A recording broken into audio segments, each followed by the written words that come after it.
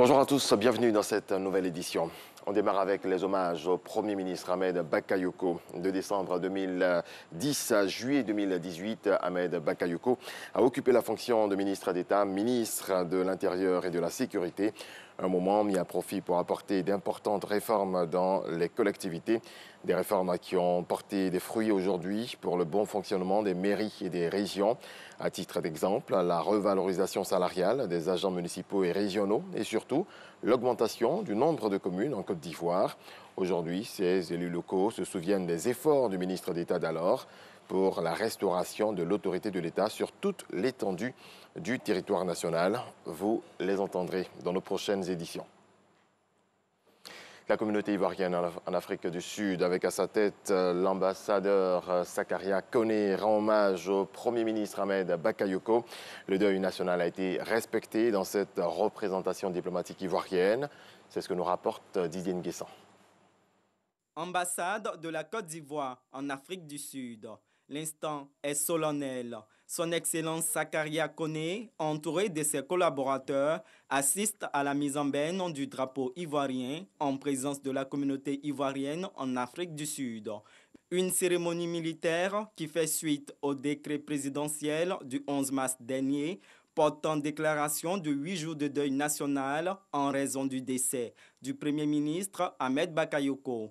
Sur l'hymne national, l'abidjanaise, le drapeau est d'abord hissé en haut du mât. Ensuite, il est abaissé à mi-hauteur et hors d'atteinte. Symbole de deuil, la mise en berne du drapeau intervient en cas d'événement tragique.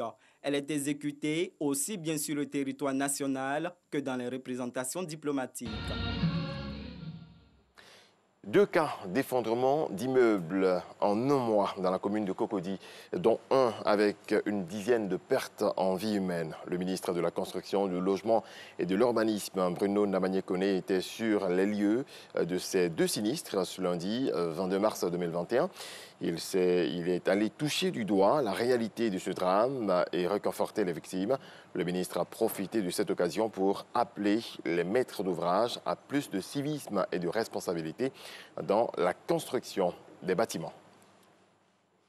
Après 7 ans d'attente dues aux crises financières que la société d'État Sikoji a traversées, les souscripteurs de la cité programme Concorde 3 à Bobo PK 18 ont reçu les clés de leur maison. Cheikh Koné. Le 1er octobre 2020, 36 appartements avaient été livrés à leurs propriétaires, ce qui représentait la première vague d'acquéreurs entrant en possession de leurs biens immobiliers.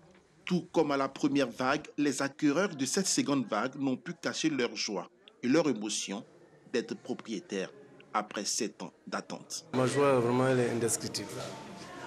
Oui, j'avoue sincèrement que je suis heureux. Je suis à la retraite et j'ai une maison. J'ai essayé de panier, j'ai essayé de lancer des projets. Non. Donc je me suis dit que le moment n'était pas arrivé de chercher à acquérir une maison.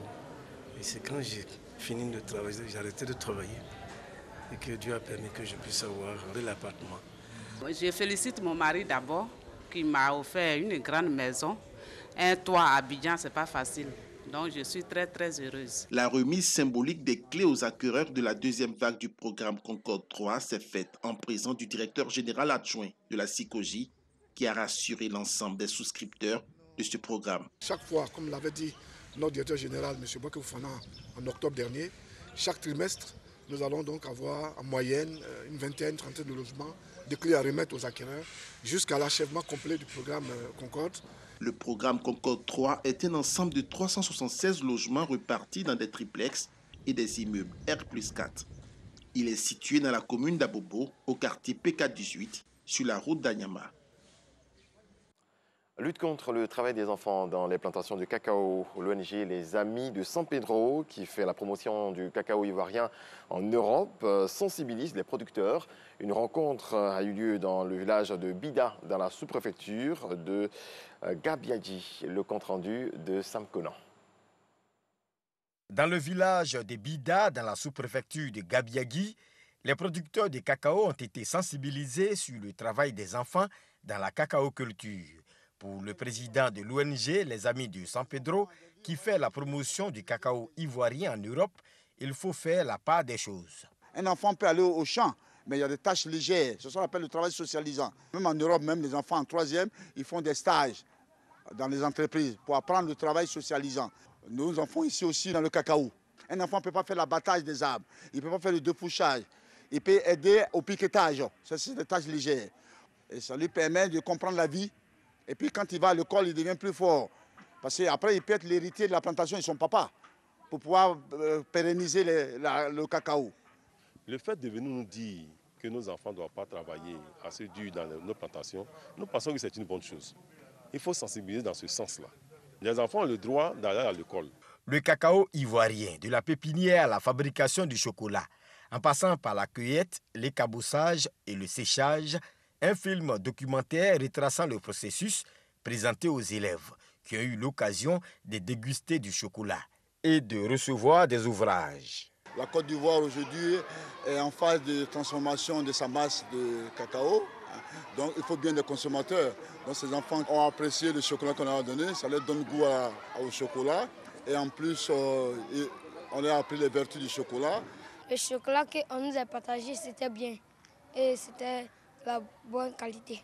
Arrivé à la maison, je vais dire à mes parents que le matin, chaque jour que je me réveille avant de revenir à l'école, mon petit déjeuner qui me donne du chocolat. Le président de l'ONG Les Amis de San Pedro, soucieux de la santé des producteurs de cacao du village de Bida, leur a remis un lot de médicaments et du matériel médical. Retour de l'information à 7 h. Merci à toutes et à tous de nous avoir suivis.